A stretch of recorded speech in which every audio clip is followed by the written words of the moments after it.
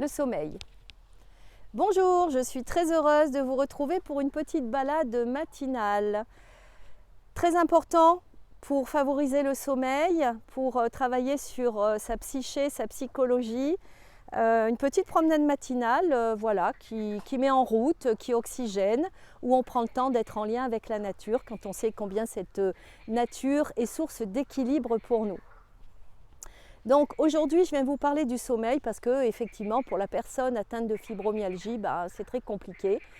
Vous pouvez souffrir de sommeil fractionné ou de problèmes d'endormissement. Pour ma part, je viens vous donner des petits conseils, des petits rituels à mettre en place afin de favoriser ce sommeil. Encore une fois, je ne suis pas médecin, donc ce sont vraiment vos médecins généralistes ou spécialistes, rhumatologues ou neurologues, qui vont vous faire des prescriptions très spécifiques et médicamenteuses de type anxiolytique, somnifère ou antidépresseur. Moi, je viens vous parler de choses très basiques, des habitudes à mettre en place, des pratiques dans votre vie au quotidien afin de travailler sur ce sommeil. Déjà, continuez de pratiquer une activité physique, pas le soir parce qu'elle sera toujours stimulante, donc favorisez plutôt l'activité physique en journée. Apprendre à vous relaxer, à mettre en pratique des petites choses ou des petits rituels. Ce peut être une petite boisson chaude le soir avant d'aller vous endormir ou la pratique de respiration. Je vais dédier d'ailleurs une vidéo que vous retrouverez spéciale respiration et toujours favoriser ces pratiques relaxantes. Apprendre aussi à s'écouter. Parce que souvent on tire un peu sur la corde et on se dit le soir, non, on continue encore, on ne s'écoute pas, on va se coucher trop tard et on n'écoute pas. Apprenez à écouter votre corps, il vous donne tous les signes. Au premier bâillement, dès que vous sentez que vous êtes fatigué, ça veut dire qu'il faut simplement aller vous reposer et apprendre à être à l'écoute de ce corps qui est vraiment un allié. Il n'est pas un ennemi, il est vraiment un allié. Donc déjà, le sommeil, apprendre à un peu mieux s'écouter et puis au premier signe, allez vous reposer. Alors évitez les écrans, bien sûr, ça on le dit déjà à toutes les personnes, même celles qui ne sont pas atteintes de pathologie spécifiquement, mais évitez les écrans, évitez de vous coucher trop tard. Couchez-vous à des heures plutôt régulières, évitez toutes sortes de produits stimulants de type alcool, café, thé le soir et toujours favoriser dans votre chambre à coucher une température entre 18 degrés et 20 degrés. Ensuite, par rapport aux plantes, il y a des choses qui fonctionnent très bien dont je voulais vous parler. Alors je vous ai parlé de mélatonine, privilégiez quand même celle-ci qui est dosée à 1,9 mg, c'est la plus hautement dosée et la plus efficace.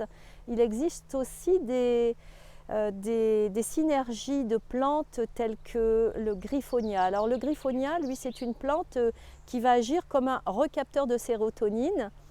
Cette sérotonine qui est l'hormone du bien-être, vous savez, les antidépresseurs, ils servent à ça, clairement. C'est-à-dire qu'ils favorisent la recapture de la sérotonine. C'est pour ça que quand on est en baisse de sérotonine, on a des idées noires, on n'a plus de motivation, on n'a plus envie de rien. Donc le griffonia, lui, est un recapteur de la sérotonine. La mélatonine, elle va favoriser l'endormissement. Le magnésium va venir apaiser et puis vous trouvez aussi dans ce complexe de synergie apaisante l'Escholzia qui est le pavot de Californie. Donc tout ce complexe-là qui s'appelle Orphyto, vous le retrouvez sur des sites spécialisés où vous retrouvez donc toutes ces plantes qui vont vous aider à trouver votre sommeil. Donc je vous encourage à mettre en pratique ces petites choses.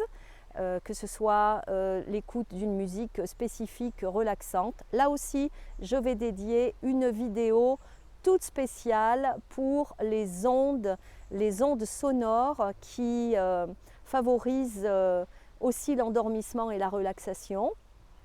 Donc ça sera dédié comme la respiration. Donc apprenez à mettre en place des petits rituels. Bon, déjà les plantes, déjà apprendre à se coucher à heure fixe, ne pas faire d'écran, ne pas prendre de produits stimulants, toujours être dans cette écoute de vous-même pour vous faire du bien. Voilà. Là, par exemple, ce matin, eh bien, je viens faire mon petit tour avec vous, voilà, vous parler au cœur d'un écrin de nature, parce que j'ai cette chance. Près de chez moi, il y a ce magnifique parc voilà, où on peut venir se ressourcer et je suis très heureuse de le faire avec vous ce matin. Voilà. Si vous avez, vous, des petites choses que vous avez apprises à mettre en place très spécifiques qui vous ont apporté de l'amélioration, de l'aide, n'hésitez pas à le mettre en commentaire, à donner votre avis, ce que vous avez essayé, ce qui fonctionne moins bien. Nous sommes là pour partager ensemble, apporter nos savoirs, nos expériences. Et puis en attendant, moi je vais continuer ma petite balade, voilà, dans ce petit écrin magnifique. Vous devez entendre les oiseaux aussi qui sont là. Je vais profiter, je vais m'éveiller en douceur avec cette nature bienveillante. Et je vous dis à très vite pour une prochaine vidéo. Bonne journée à tous et à toutes. Merci d'avoir regardé cette vidéo. Vous pouvez vous abonner pour être informé des prochaines et activer la cloche pour en être averti. N'hésitez pas à mettre un pouce bleu si ce contenu vous a plu et laisser un commentaire. Enfin, sachez que si vous avez besoin d'aide et de soutien, je propose des consultations en ligne. Vous pouvez y accéder via le lien qui se trouve dans la description de la vidéo.